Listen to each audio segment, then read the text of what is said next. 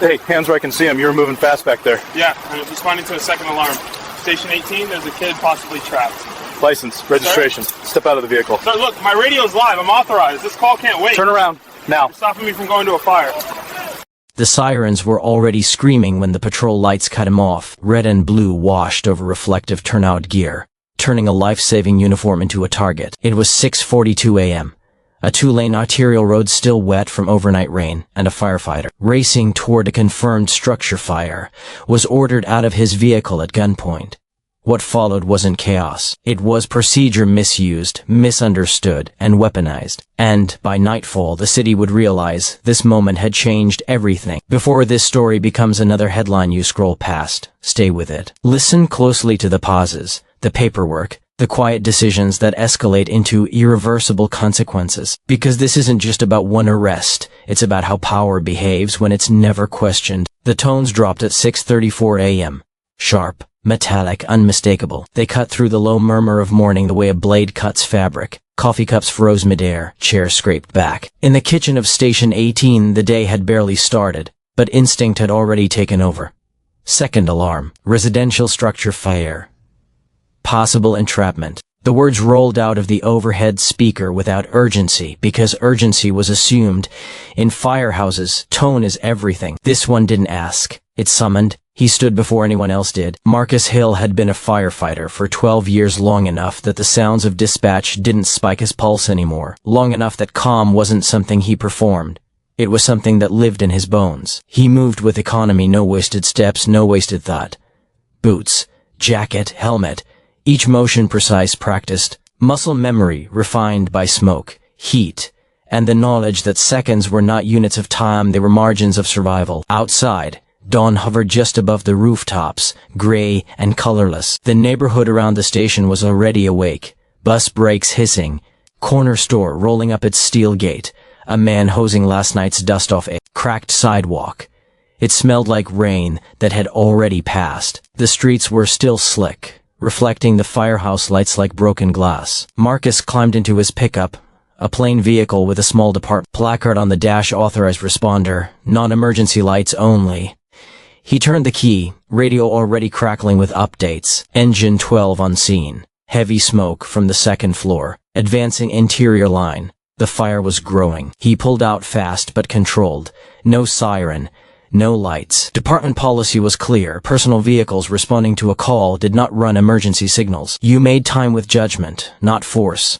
He stayed just above the limit. Alert. Scanning intersections. Every block felt tighter than the last. The city compressing around him. Marcus had been first in on scenes where roofs collapsed without warning. He'd carried people he couldn't save. He'd learned that panic didn't look loud, it looked careless. So he stayed steady. Always steady. The radio updated again. Possible child unaccounted for. His jaw set. That was it. The invisible line where a call stopped being routine and became something heavier. Something that followed you home if you failed it. He accelerated slightly. Tires whispering against wet asphalt. Then flashing lights.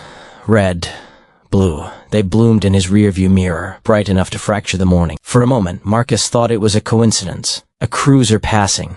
A different stop. But the light stayed with him, closing distance. The siren chirped once. Not a wail, a command. He eased onto the shoulder immediately. No hesitation. No protest. Training wasn't selective, it applied everywhere. The cruiser stopped behind him at an angle. Door opened, boots on pavement. Marcus rolled his window down before the officer reached the cab. His hands were visible, resting on the steering wheel. He already had his department ID in his fingers. The officer leaned in slightly, posture stiff, voice flat. License, registration. I'm a firefighter, Marcus said calmly, holding the ID up first. Second alarm call. Station 18, I'm responding now. The officer didn't take the ID. His eyes flicked to the dashboard, then back to Marcus's face. You were speeding. Yes, sir, Marcus replied. I'm authorized under state traffic code emergency response exemption. I'm not running lights, but step out of the vehicle. The words landed heavier than they should have. Marcus blinked once, not in confusion, in recalculation. Sir, he said, keeping his tone even. There's a working fire. Possible entrapment. I need to get to the scene. The officer straightened. One hand rested near his belt, not on the weapon. Close enough to make the point. Step out of the vehicle. Now. The radio crackled again, faint but audible. Command requesting additional manpower. Conditions worsening. Marcus hesitated not because he didn't understand the order, but because every instinct he had told him this was wrong, not unlawful, not dramatic, just wrong. A misuse of authority born from rigidity, not threat. He opened the door slowly and stepped onto the wet shoulder. The air was cold enough to bite. He kept the ID raised, visible. Sir, with respect, this is delay emergency response. The officer's face didn't change. No anger, no shouting. Just procedure applied without context. Turn around. The words came clipped, bored even, as if this were paperwork instead of consequence. Marcus felt the shift then, not fear, not anger, but something quieter. A recognition. He had seen this before, just not aimed at him. The moment when explanation stops mattering, when the system decides momentum is more important than meaning. Hands behind your back. A pause stretched between them, thin as wire. Somewhere across town, a fire burned unchecked. Marcus complied. The cuffs closed with a sound that didn't echo but stayed. The officer guided him toward the cruiser, grip firm, impersonal. A radio squawked from inside the patrol car. Another call, another priority. Not this one. As Marcus was seated in the back, the fire radio on his belt crackled. One last time before the officer reached in and turned it off. Interior conditions deteriorating. The door shut. Silence rushed in. Red and blue lights continued to spin, painting the inside of the cruiser in alternating color like a warning that never quite became a siren. Marcus stared straight ahead, breathing slow, controlled, the way he did inside burning buildings. Only this time, there was no exit line to follow. And for the first time in his career, he wasn't running toward the fire. He was being held in place by a command that should never have been given to Officer Daniel Reeves. Had been on traffic duty since 5:30 a.m., the hour when the city still pretended it was calm. Early shifts were supposed to be quiet, commuters half awake, streets predictable, violations clean and uncomplicated. That was the theory. The academy taught that chaos didn't always arrive loud. Sometimes it wore routine like a disguise. Reeves sat in his cruiser, watching the speed readout blink back at him. 47 in a 35. He keyed the mic without thinking. Dispatch, traffic stop, eastbound Alder. Pickup truck. His voice sounded steady in his own ears. Professional. Controlled. The kind of tone instructors praised. The dashcam light clicked on automatically. Reeves had learned early that command presence wasn't about volume. It was about certainty. The academy drilled it into them. Hesitation creates danger. Questions invite resistance. Explanations weaken authority. You gave clear orders. You repeated them if necessary.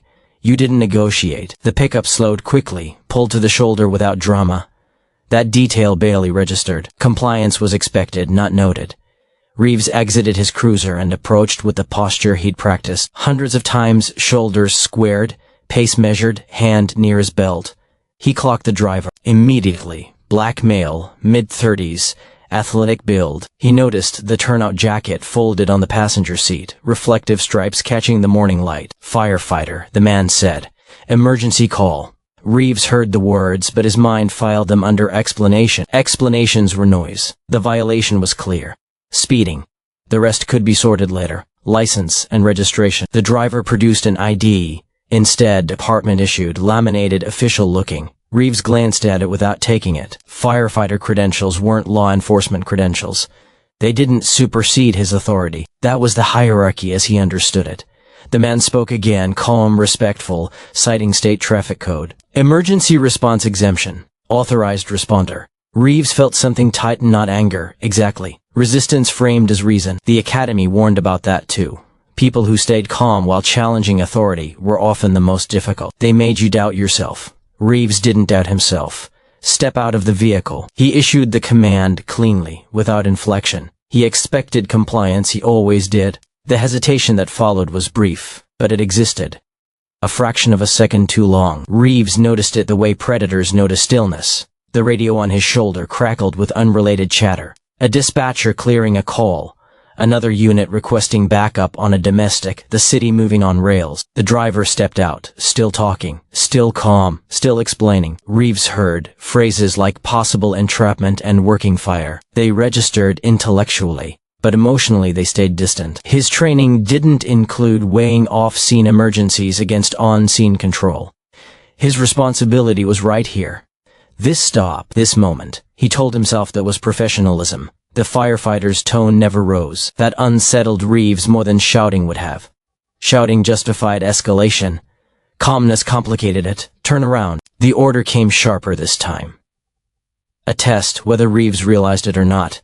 The man complied. As Reeves secured the cuffs, muscle memory took over. Wrist angle. Pressure point. Click, click. The sound was precise, final. The kind of sound that closed conversations. For a moment Reeves felt the familiar reassurance of control. This was the part of the job that felt clean. Binary. Lawful order given. Lawful order followed. No ambiguity. Then the radio spoke again. Command requesting additional manpower. Conditions worsening. Reeves paused, not outwardly, but inside. A flicker. He told himself it wasn't his concern. He wasn't fire command. He wasn't EMS. He was traffic enforcement. Roles existed for a reason. Still, the words lingered. He guided the man toward the cruiser, grip firm, professional. The firefighter didn't resist, didn't plead, didn't raise his voice. That restraint should have registered as credibility. Instead, Reeves read it as submission. The man was placed in the back seat. Reeves reached in and turned off the portable radio clipped to the firefighter's belt. He told himself it was standard procedure. Officer safety. No external communications. The door shut. Reeves returned to his cruiser and began typing the stop into the onboard computer. Speeding. Failure to comply promptly. Interference with lawful detention. He hesitated on that one, then selected it anyway. The language was broad. It allowed discretion. The dashcam recorded everything in silence. Minutes passed. The fire call echoed faintly in Reeves's mind, like a radio left on in another room. He pushed it aside, focused on the screen. Then another transmission cut through.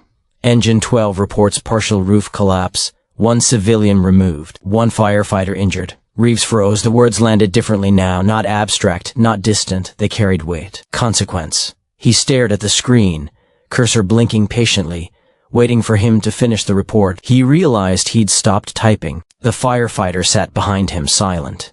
Reeves cleared his throat and keyed his mic. Dispatch, he said, voice steady but tighter now. Confirm status on that structure fire. There was a pause. Dispatchers were trained to pause before delivering bad news. Confirmed. 1 miner transported. Fire under control. Additional units were delayed.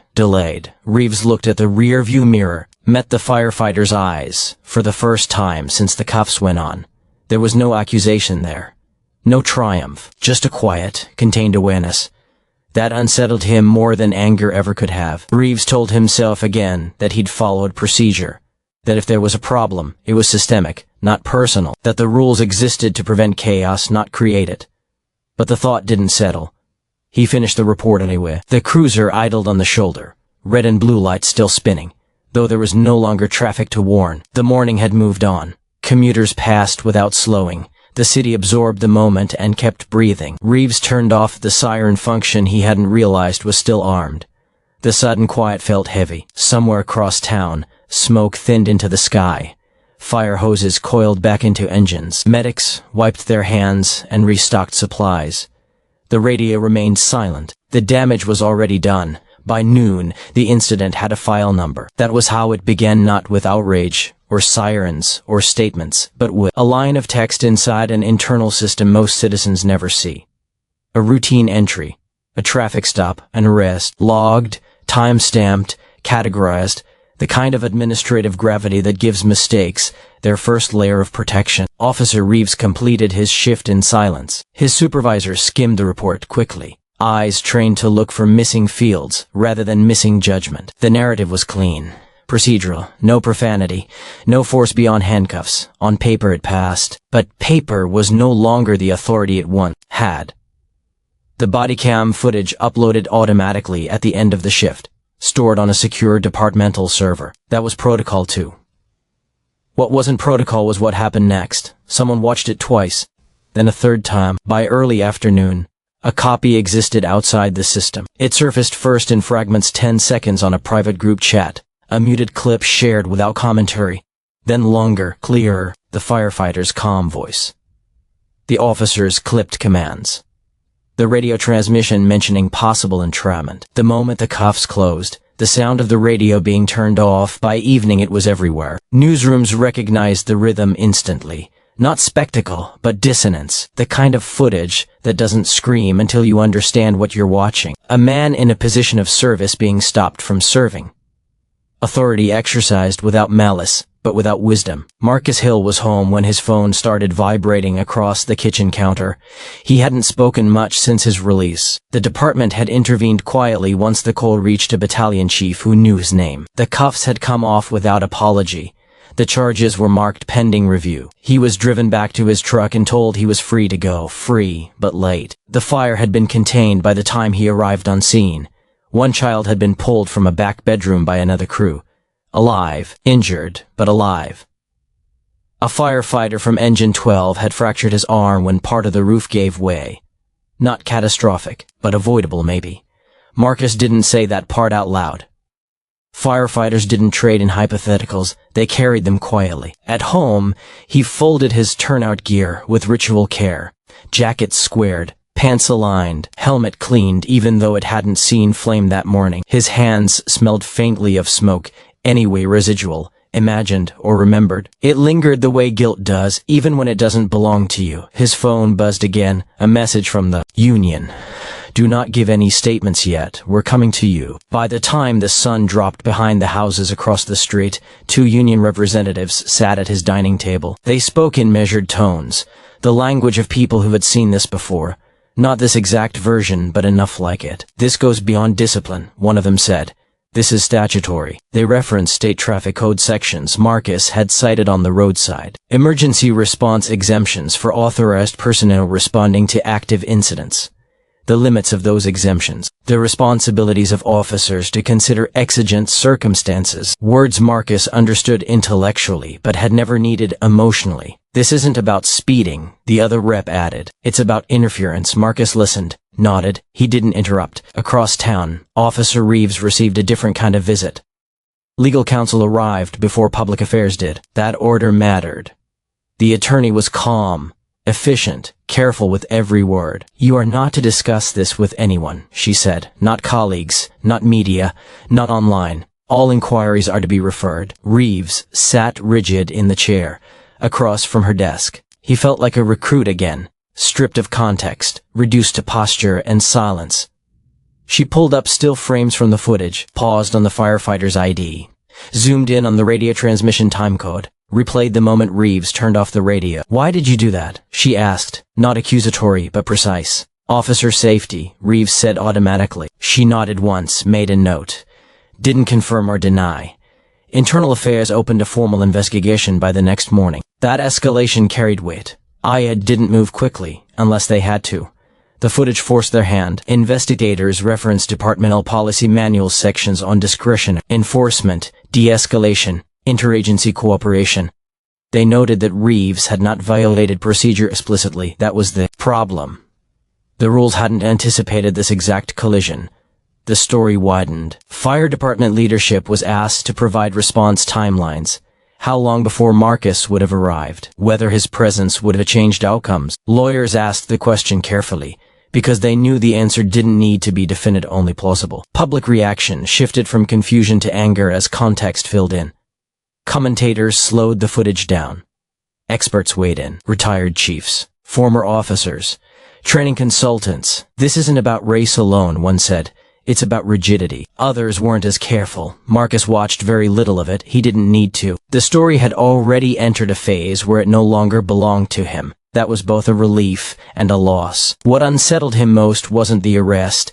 It was the moment afterward. The silence in the cruiser. The sense of being removed from the flow of response like a firefighter trapped outside while a building burned. That feeling didn't leave. For Reeves, sleep became shallow. He replayed the stop in fragments.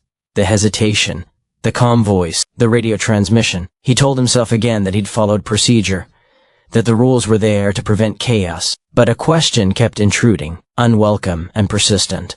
What if the rules weren't enough? The department released a brief statement on day 3, neutral language, commitment to transparency, ongoing investigation, no admission of wrongdoing. No apology either. By then, the city had already chosen sides, and the system once invisible was fully exposed. Standing in the open, struggling to explain how something so by the book could feel so wronged. City Hall did not move quickly.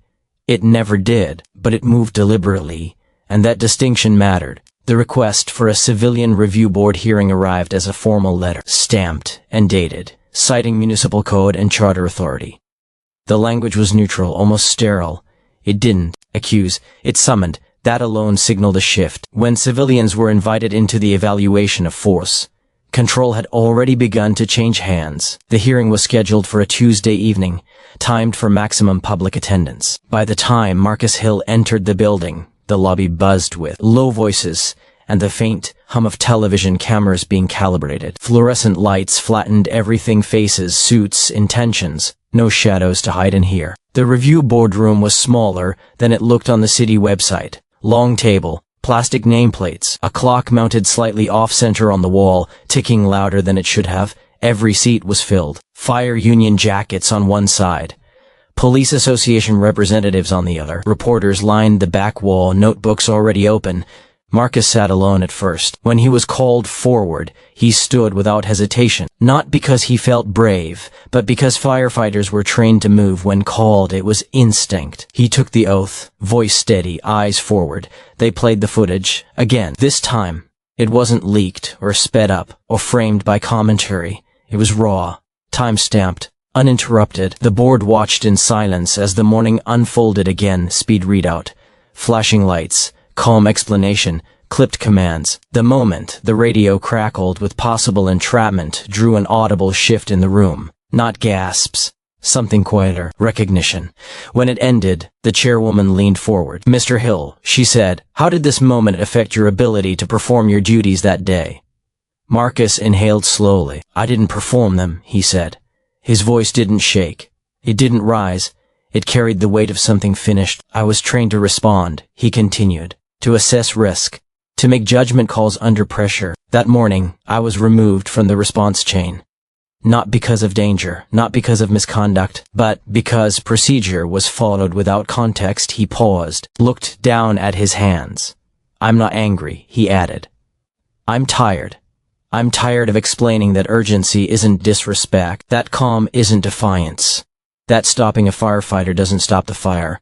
No one interrupted him. Across the room, Officer Reeves sat with counsel. He hadn't been called yet. His hands were folded in his lap, fingers interlaced tightly enough to blanch. He watched the footage again, with a different awareness, now not as an officer reviewing a stop, but as a subject under examination. Experts followed. A retired traffic enforcement captain explained discretionary authority, emphasizing that it existed precisely for moments like this. A fire chief outlined response time metrics, explaining how seconds compound when manpower is delayed. A legal scholar cited state emergency response statutes, pointing to the section that required officers to facilitate emergency movement whenever reasonably possible.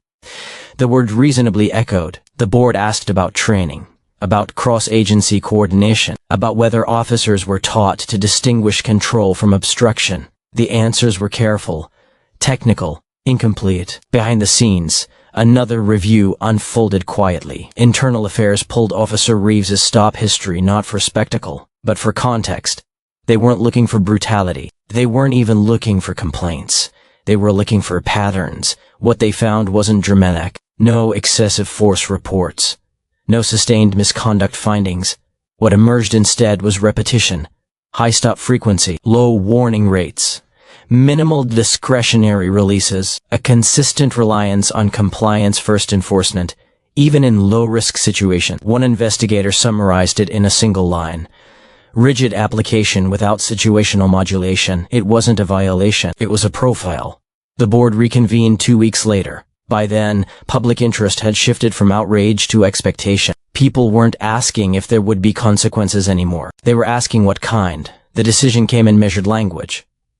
Officer Reeves would be placed on administrative suspension pending completion of remedial training. The department would revise its traffic enforcement guidelines to include explicit emergency response facilitation protocols. Joint training sessions between police and fire departments would become mandatory. A formal letter of censure would be added to Reeves's file. It was read aloud, without emphasis. No cheers, no applause, just pens moving across paper. Marcus listened from the gallery this time. He didn't feel relief. He felt something closer to gravity settling. The sense that this outcome had been inevitable from the moment the cuffs closed. That once the footage existed, the system could only bend so far before it had to acknowledge itself. Reeves stared straight ahead as the decision was read. He didn't argue, didn't nod. The inevitability of it pressed down on him not as punishment but as exposure. His actions hadn't been malicious. That was no longer enough. When the hearing adjourned, people filed out quietly. Reporters packed up equipment. Board members gathered their binders. Another meeting awaited them somewhere else. Marcus stood near the exit, watching the room empty. The fluorescent lights buzzed overhead, indifferent to resolution. He thought about the fire that morning, the one he never reached, the child who survived anyway, the firefighter who was injured, the invisible margins where outcomes turn. Justice, he realized, rarely arrived with satisfaction. It arrived with correction. And sometimes, correction felt indistinguishable from loss. Outside, night air cooled the concrete steps. The city hummed the way it always did, buses, voices, distant sirens, life resuming its patterns. The system had spoken. What remained was to see whether it would remember. The consequences did not arrive with drama. They came the way institutions prefer, incrementally, insulated by process, softened by language. First, a memo. Then a schedule change. Then a line added to a personnel file that could never be erased, only explained. Officer Daniel Reeves was placed on administrative suspension the following Monday. Not terminated, not charged. The phrasing mattered. Administrative suspension implied neutrality, as if the system itself had not yet decided how to feel about him. His badge was logged, his service weapon secured, his patrol car reassigned. He signed for each step with the same pen he'd used for citations, his handwriting steady, controlled. At home, the silence was different now. Not the quiet between radio calls, but the kind that lingers. Reeves watched training videos sent by the department, mandatory remedial modules on discretionary enforcement, interagency coordination, implicit bias. The language was careful, almost apologetic. Facilitate emergency response whenever reasonably possible. Evaluate context before escalation. Sentences that read like acknowledgments without ever admitting fault. He recognized himself in the examples, not named, not accused, but present. What fractured his career wasn't a single mistake. It was the realization that when the footage went public, the system recalculated risk and decided it could no longer absorb him unchanged. Protection had limits. He had reached them. Reassignment followed. Desk duty, temporarily. A supervisor who avoided eye contact. Colleagues who didn't know what to say and chose silence instead. Reeves understood that too. Law enforcement ran on cohesion. Public scrutiny disrupted it. He told himself again that he hadn't acted out of malice. That intent mattered. But intent, he was learning, was only part of the equation. Impact had begun to outweigh it. Across town, Marcus Hill returned to Station 18 on a Thursday morning that felt deliberately ordinary. The firehouse smelled the same: coffee, diesel, old smoke baked into concrete.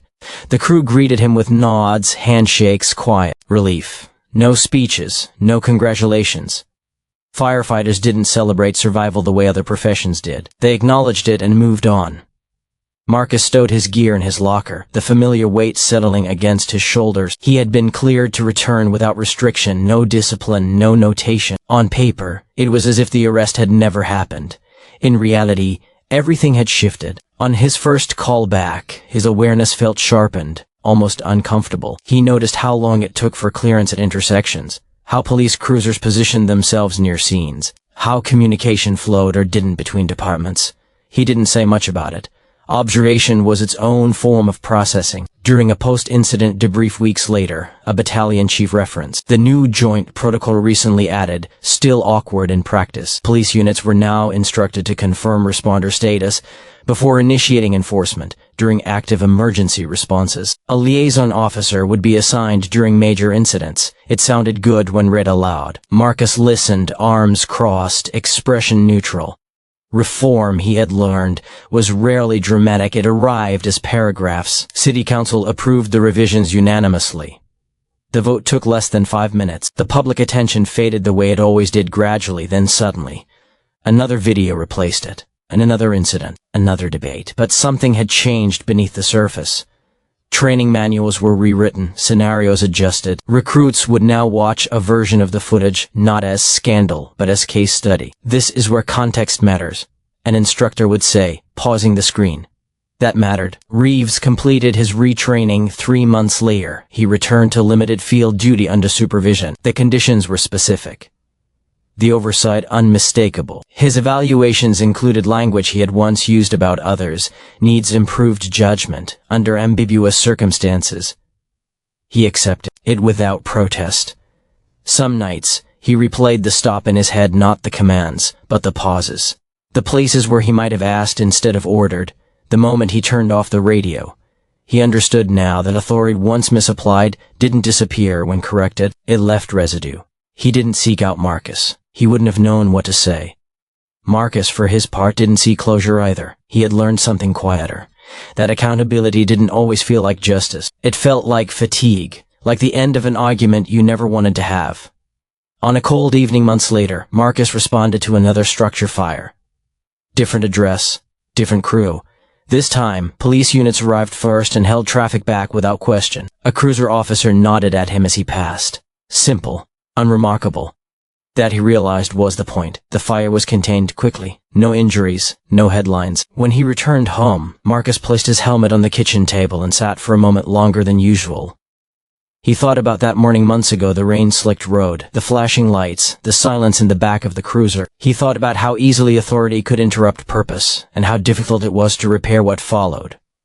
The city moved on, as cities do. Policies were updated. Training schedules adjusted, reports archived. A line item in a budget allocated for joint exercises, progress measured in administrative increments. Whether it would be enough remained unanswered. Authority, when forgotten as a responsibility, always exacts a price. Sometimes it is paid by those subjected to it. Sometimes by those who wield it. More often, by systems that must later reckon with their own design. This time, the reckoning had been quiet, written into manuals, taught in classrooms, remembered, perhaps, by those who had lived it. The question left behind was not whether the city had responded, but whether it would remember why it had to.